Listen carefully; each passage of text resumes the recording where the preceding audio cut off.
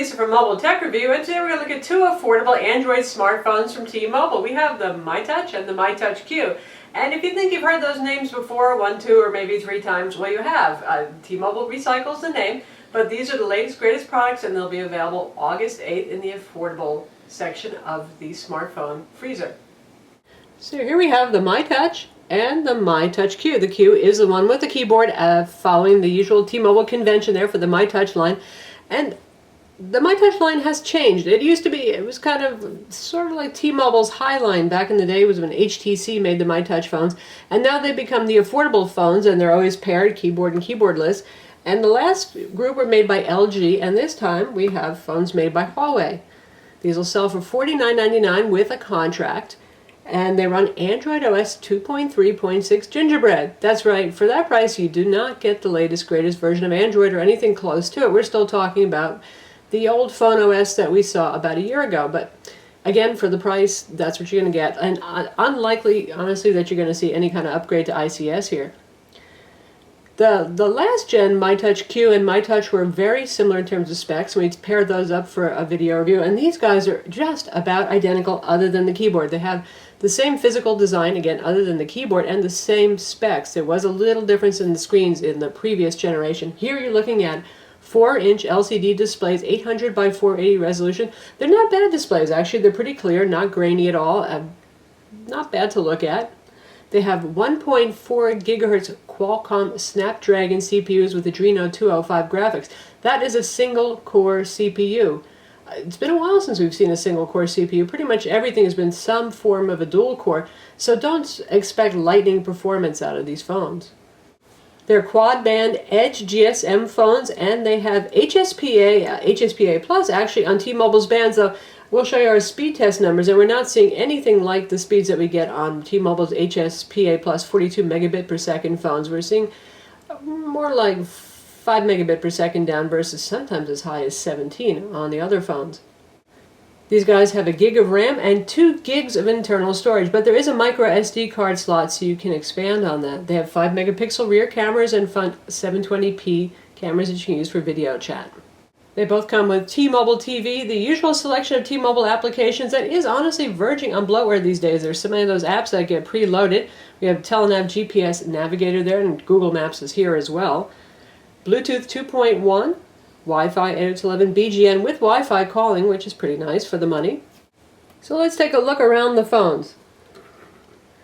myTouch Q here. You can see you have your usual capacitive buttons at the bottom. Actually, you know, for the price, not a bad phone. It feels pretty solid in hand. It's got a little bit of the HTC chin going on here, like the original myTouch phone.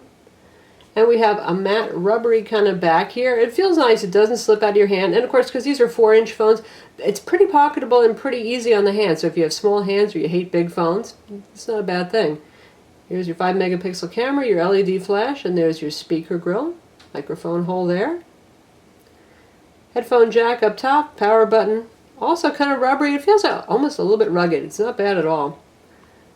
And on this side we have our volume rocker. Down here the micro USB port for charging and syncing. These have 1500 milliamp batteries, by the way. This is the pry point where you pull off the back. And this side we have a dedicated camera button that launches the camera, and you can take pictures, click the shutter using this. Pretty unusual feature. I always appreciate that. And if we rip off the back, it's just a rubbery kind of easy to peel off back. Here's your battery there. It's the only place you're going to see the Huawei branding. Full-size SIM card slot, and there's your microSD card slot. And now we'll take a look at the myTouch Q. Obviously the biggest difference is the QWERTY keyboard. It's pretty big and it's pretty roomy. Not too bad. It has domed, rubbery kind of keys, so you won't slip off, and you can feel the difference between the keys. Good amount of space, so for you guys with kind of largish hands, you'll probably like that. It does have backlighting, and backlighting goes off really quickly, though.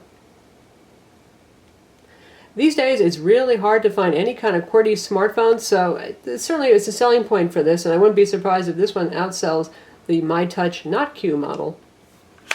We close it, you can see it's got to be thicker because it has to accommodate that slider. Not usually thicker though. And here we've got the volume in the same place over here, but we've got the micro USB on the side on the QWERTY phone.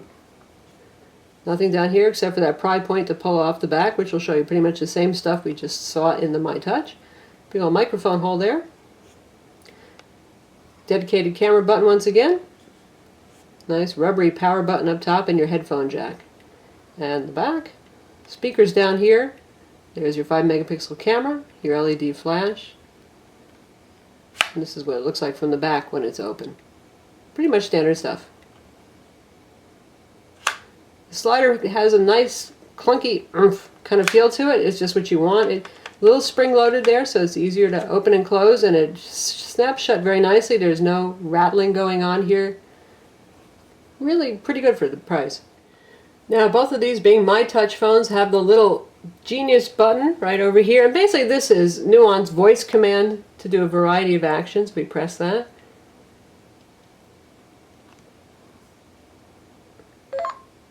It's waiting for me to say something, and you can see I can tell it to make a call, send a text message, do a web search, or do a navigation kind of thing. And then we'll try to actually do something more practical with that. Search for gorillas on the web.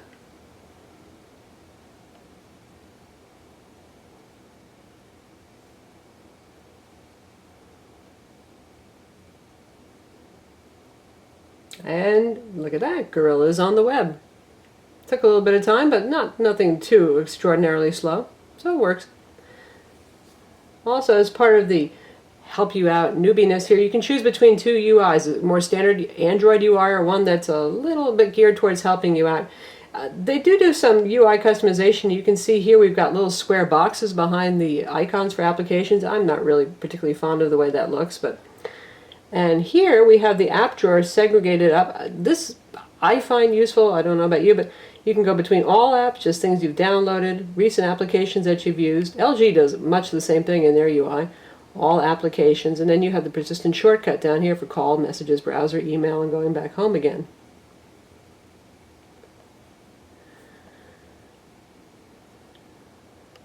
Now in terms of speed, you can't expect much. This has just a single core 1.4 gigahertz CPU with Adreno 205 graphics.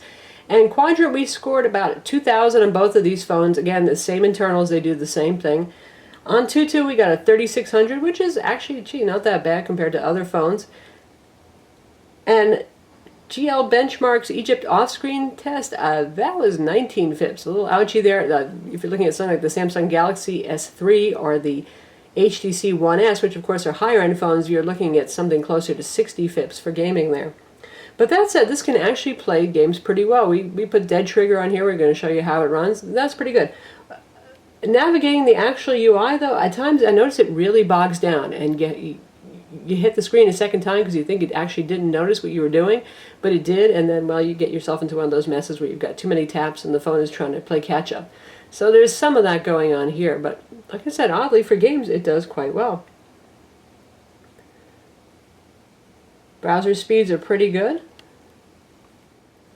And now we're loading our own site over T-Mobile's HSPA network, 4G. And because it's 800 by 480 for resolution, lately, of course, we've been seeing higher resolution phones, you're not going to see all that much on the screen. But you can scroll, you can pinch zoom, and it defaults to kind of a larger view just to make fonts more readable. So not the super fastest at scrolling, but it works, it gets the job done. Then we'll check out an Adobe Flash video to see how it does with that. Flash is preloaded on the device. It's probably going to be a bit of a stretch for it though, because a single core CPU, well, that's tough. Even some slower dual core CPUs have a little time, especially with the controls in an Adobe Flash Player.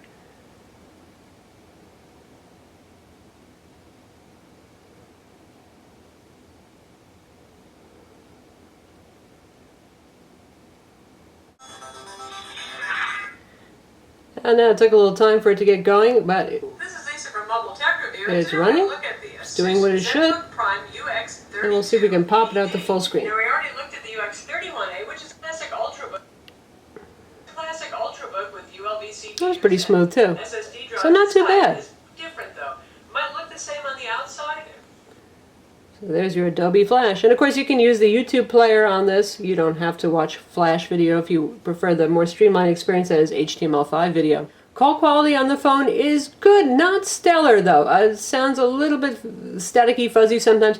Not horrible by any means. It can understand your caller and they can understand you, but not super sharp. You can see you got a big on-screen dialer here, obviously very easy to use, and the usual shortcuts to your dialer, your call log, your contacts, and your favorites. So easy to use stuff there, quick access to voicemail. Works with Bluetooth headsets just as you would expect. Decent speakerphone on it. In terms of data speeds, well, you can see some of the latest speeds that we've gotten on both of our units here. Not really super impressive compared to other T-Mobile phones that we reviewed lately with 4G HSPA or HSPA Plus. Certainly a big improvement though if you're coming from a 2G phone or just a UMTS phone on T-Mobile. And again, we do have Wi-Fi calling here. You can use these as a mobile hotspot for your tablet or laptop computer, but with these speeds, well, that's just not all that exciting, but it's not bad, it's decent. Another test gaming. We're being pretty ambitious here. We're going to try Dead Trigger, which is a fairly demanding and pretty new game.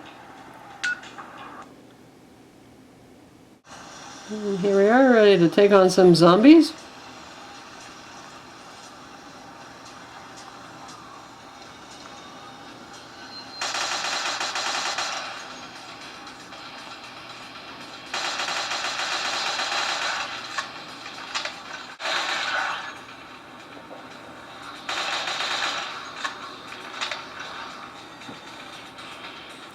You can see it works actually really very well. It plays nicely.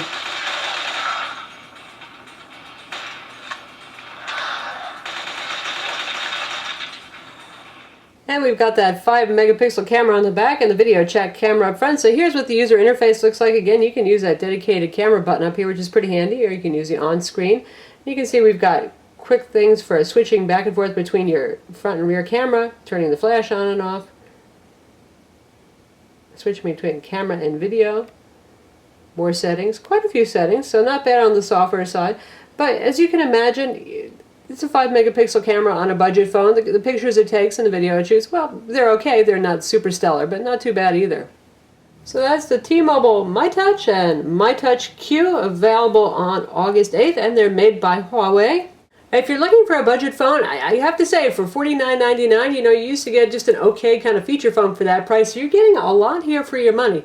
The thing I always say to keep in mind, though, is you're paying a lot more throughout the life of your contract for the service than you are for the phone, and you're going to be stuck living with that phone for 2 years unless you want to pick up one unsubsidized sometime in the middle of your contract. So also keep in mind there are some now affordable phones like the Samsung Galaxy Blaze 4G that's been dropped down, well, free at least online if you get it from T-Mobile, and some other competitors that may offer a little bit more hardware for the money, dual-core CPU, maybe a fancier display, that kind of technology. But still, that said, you get a solid phone here. Here you get the QWERTY, which is an unusual feature these days, reasonably decent displays, and pretty decent battery life. We're talking about the T-Mobile claims 6 hours of talk time. You probably get about 5.5 hours of talk time if you're on 3G, 4G network. So not too bad. I'm Lisa from Mobile Tech Review. Don't forget to subscribe to our YouTube channel.